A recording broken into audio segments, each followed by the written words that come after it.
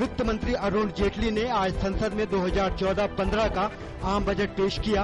मोदी सरकार के पहले बजट में करदाताओं को राहत, 2.5 लाख तक की आमदनी पर नहीं लगेगा कोई कर, वरिष्ठ नागरिकों के लिए आयकर सीमा हुई 3 लाख। 80C के तहत निवेश में छूट की सीमा को 1 लाख से बढ़ाकर 1.5 लाख किया गया और होम लोन में ब्याज पर छूट की सीमा को बढ़ाकर 2 लाख किया गया।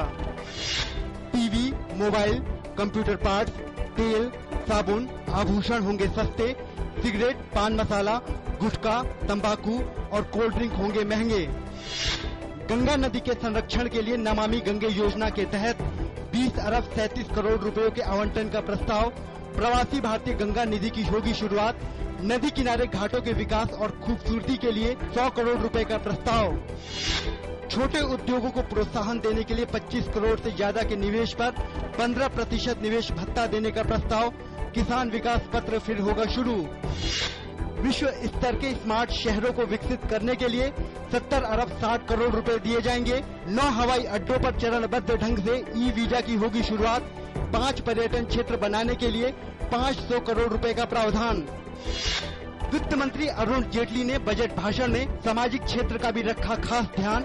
सभी बालिका विद्यालयों में शौचालय, पेयजल सुविधा का प्रावधान, सबको आवास उपलब्ध कराने के लिए कदम, बेटी बचाओ बेटी पढ़ाओ योजना का प्रस्ताव।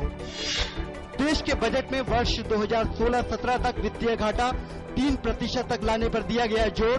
सरकार ने मुद्रास्फीति कम करने को लेकर अपनी प्रतिबद्धता जाहिर की। देश में 5 नए IIT और 5 नए IIM संस्थान खोलने का प्रस्ताव।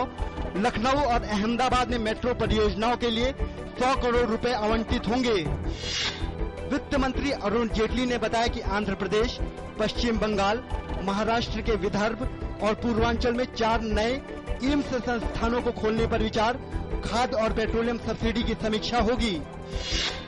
सूचना और प्रसारण मंत्री प्रकाश जावड़ेकर ने बजट को आम आदमी का बजट कहा है।